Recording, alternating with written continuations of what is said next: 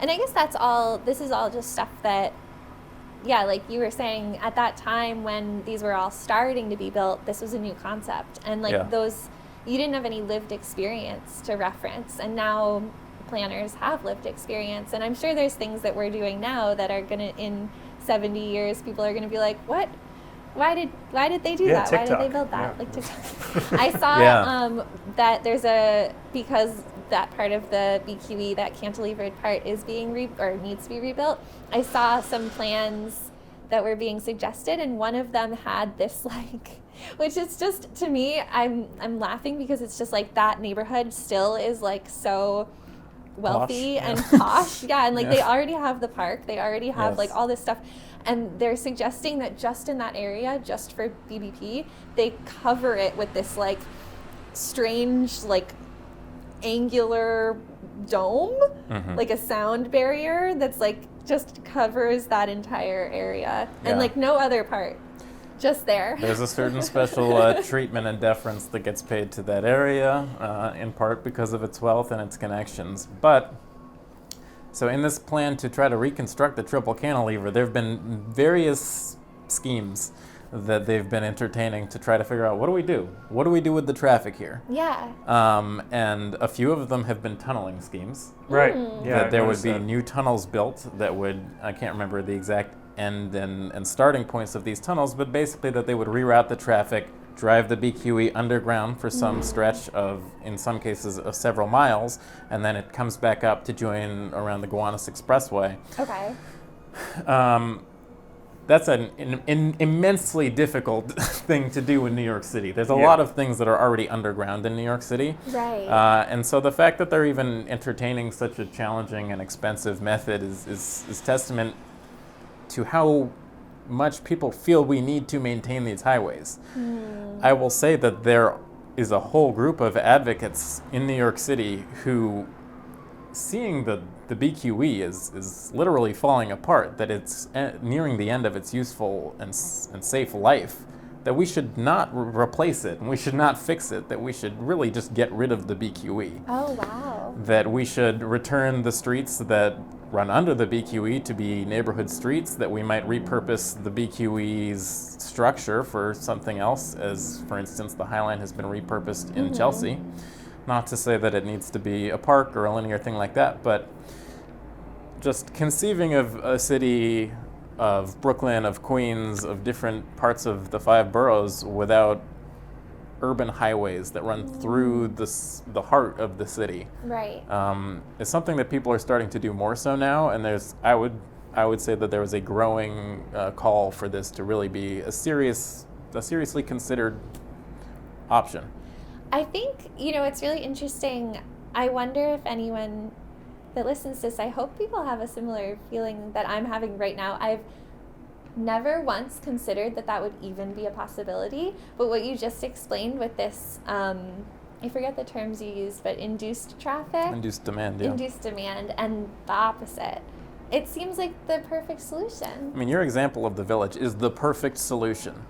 We go through the Village now and we're not like, oh man, there should be a highway here. Like, there's way too much traffic. No, and even when I drive into the city, I'm just like, I just expect it. I'm like, I know if I'm trying to get out of the city, I can go down Canal Street. There might be a backup, but that's the only street I go down. If I'm going to try to drive into the East Village or something, like, that's going to be an all-day affair, and that's all it is. You're being very casual about the level of traffic that you need to encounter when leaving the city on a weekend in the summer.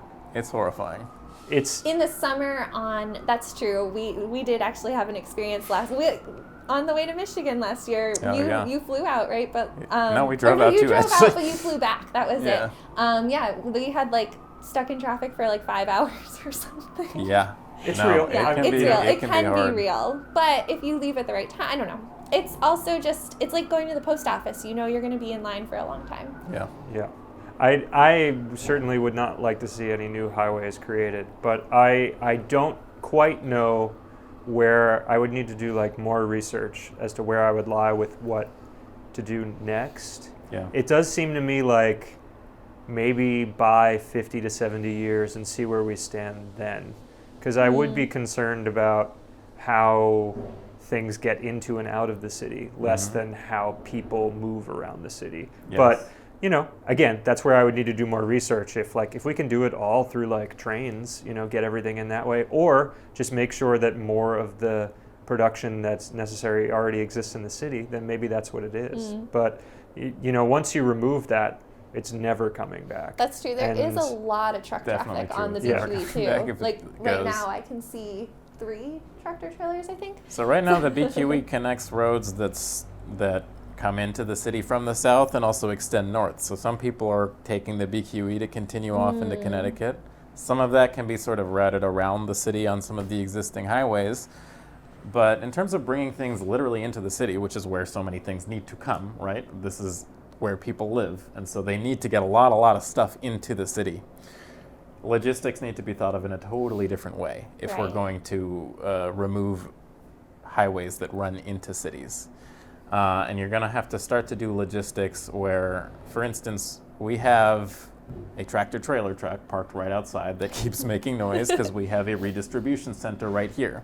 And they take these huge tractor-trailer trucks and all this company does right next to us is they take the stuff off of those trucks and then they put them onto small trucks that then drive around the streets of the city. Right. It's actually illegal for trucks that are longer than 52 feet, which is what these tractor trailers are, to drive around local streets in New York City unless they're on certain designated truck routes, right? Right.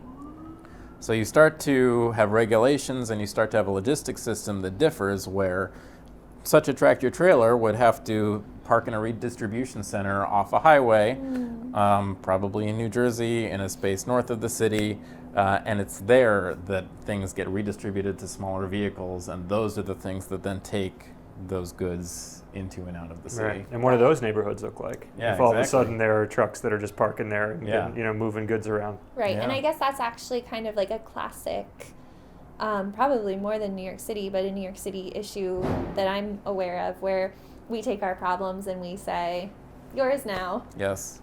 Yeah, it happens. It happens in cities everywhere. And it's interesting. Right now we're sitting in Gowanus, which is part of it an industrial business zone. So some of it is in the zoning code really strictly said, okay, this is going to remain industrial forever. Right.